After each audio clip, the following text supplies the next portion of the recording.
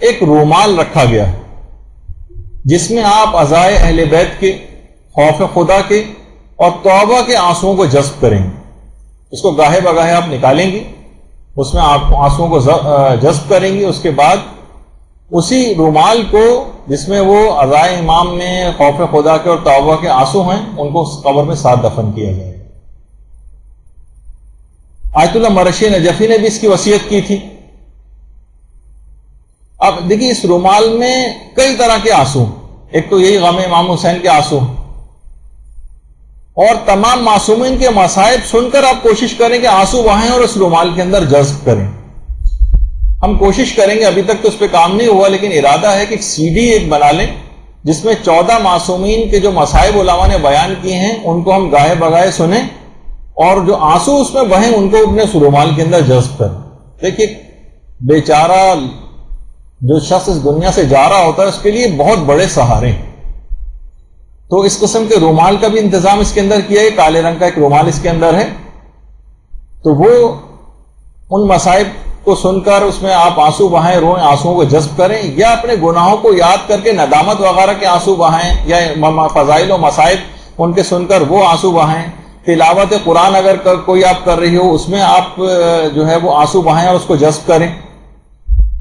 کیونکہ دیکھیے وہ آنسو تو بہت جلد خشک ہو جاتے ہیں جو دوسروں کے غم میں بہائے جاتے ہیں، مگر جو بات غم امام حسین علیہ الصلوۃ والسلام کی، یعنی آپ ایک دن میں اگر 10 مجلسیں بھی سننے جاتی ہیں تو ایسے ہی آپ کے آنکھوں سے آنسو رواں ہو جاتے ہیں، جبکہ اپنے کسی مرحوم رشتہ دار کو کتنا ہی آپ یاد کر لیں بتکلف 1-2 آنسوؤں سے زیادہ نہیں نکل پاتے. یہ معجزہ ہے امام حسین علیہ الصلوۃ والسلام کا. تو بہرحال کہ جتنا بھی رویا جائے اس سے طبیعت سیر نہیں ہوتی، جتنی مجلسیں آپ سنیں. دیکھیے کہا جاتا ہے نا کہ زبان جو ہے وہ عقل کی ترجمان، مگر محبت کی ترجمان آنکھیں جو آنسوؤں کے ذریعے بات کرتی. تو یہ ہماری روح کے جو پودا ہے اس کے درخت کی آبیاری کے لیے علماء فرماتے ہیں کہ آنسوؤں کا پانی بہت ضروری ہے. آنسوؤں کا پانی، وہ جو فارسی کے اکثر شاعروں کا بھی کہنا ہے نا کہ جب تک بادل نہ روئے چمن سرسبز کیسے ہو، جب تک بچہ نہ روئے شیر مادر کو جوش کیسے آئے.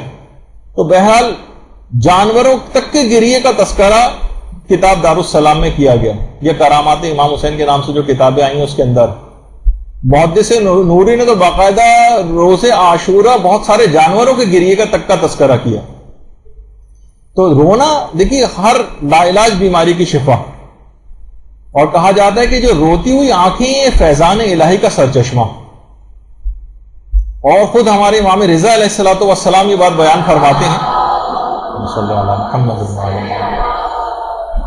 کہ جو بھی ہمارے مصائب کے اوپر روئے گا وہ روز قیامت ہمارے درجے میں ہمارے ساتھ ہو. اور امام حسین نے خود اپنے اوپر گریہ کرنے والوں کے لیے بخشش کی دعا کی ہے، اور اپنے اجداد سے بھی فرمائش کی ہے کہ وہ ان کے لیے بخشش کی اور مغفرت کی دعا کریں. دیکھیے مومن کا یہ گریہ قیامت کے دن رحمت الہی میں، مغفرت پروردگار میں اور شفاعت معصومین کی شکل میں تبدیل ہو جائے گا. یہ جو آپ رو رہی ہیں نا یہاں پر، اس کی ایک معنوی شکل بن جائے گی رحمت الہی کی، مغفرت پروردگار کی اور شفاعت معصومین کی. یہ صورت میں تبدیل ہو جائے گا. جس طرح واجبات پر عمل سے جو ثواب آپ کو ملتا ہے وہ ایک مجسم صورت اختیار کر لے گا، جس طرح گناہ اخروی عذابوں کی شکل اختیار کر لیں گے، تو یہ آنسو بھی آپ کے ایک ملکوتی شکل اختیار کریں گے. اچھا بہت سے لوگ کہتے ہیں آنسو جو ہم رومال میں جذب کریں گے ظاہر سالہ سال اس طرح سے ہوتا رہے گا، تو کیا ہم ان رومال کو دھو سکتے ہیں؟ اس کے بعد بھائی ہم نے تو آنسو جذب کیے ہیں، اگر ہم نے اس رومال کو دھو لیا تو دماغ میں ہے کہ شاید وہ آنسو اس میں سے نکل جائیں گے، بہہ جائیں گے. دیکھیے جب بھی علماء فرماتے ہیں کہ جب بھی یہ رومال میں جن میں آپ آنسو اپنے جذب کر رہے ہیں یہ جو رخسار پہ آپ کے بہ رہے ہیں، یہ جیسے ہی بہتے ہیں یہ آپ کے رومال میں آتے ہیں اسی وقت ایک ملکوتی شکل اختیار کر لیتے ہیں، اور آپ کے یہ آنسو شفاعت معصومین، غفران الہی اور رحمت الہی کی معنوی شکل اختیار کر جاتے ہیں. اسی وقت ان کی شکل بدل جاتی. اب بس کوشش کریں کہ گناہ وغیرہ میں اپنے آپ کو آلودہ کر کے ان کا اثرات کو اب زائل نہ ہونے دیں، ورنہ تو اس کے بعد آپ کتنی دفعہ بھی دھو لیں وہ ملکوتی شکل اختیار کر چکے.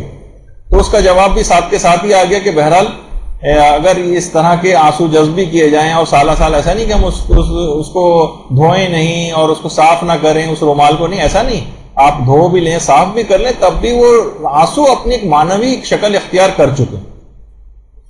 اچھا اب بس کوشش یہ کرنی چاہیے کہ امام اتنے جب فائدہ اس کا ان آنسوؤں کا ہو رہا ہے تو امام کے مشن کے خلاف کام نہ کریں کوئی. انہوں نے جس مقصد کے لیے اپنی جان کی قربانی دی ہے ان کو فقط یاد رکھیں, اور فقط جس میں اطہر کے زخموں کو شمار کر کے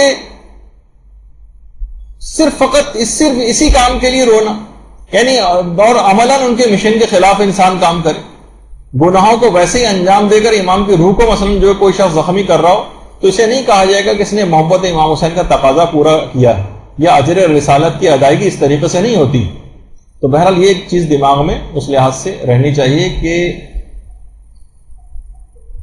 یہ جو آنسو ہیں ان کا اب آپ کو لاج رکھنی ہے. تو اسی طرح کا بالکل ایک کالا رومال جو شیخ جواد تبریزی کے ہاتھ میں آپ کو اس تصویر کے اندر نظر آ رہا ہے, اسی طرح کا ایک رومال جو ہے وہ اس کے اندر رکھا گیا ہے. آپ بھی کوشش کریں کہ اس کے اندر گاہے بگاہے خوف خدا کے, تلاوت قرآن کرتے وقت, اپنے گناہوں کو ندامت کے طور پر یاد کرتے وقت, شرمندہ ہوتے وقت جو آنسو بہیں اور غم امام مظلوم اور یا چہردہ معصومین کے غموں کو یاد کر کے آنسو جو بہائے جائیں اس میں جذب کیے جائیں, وہ ملکوتی شکل اختیار کر لیں گے اور انشاءاللہ پھر قبر میں کام آئیں گے.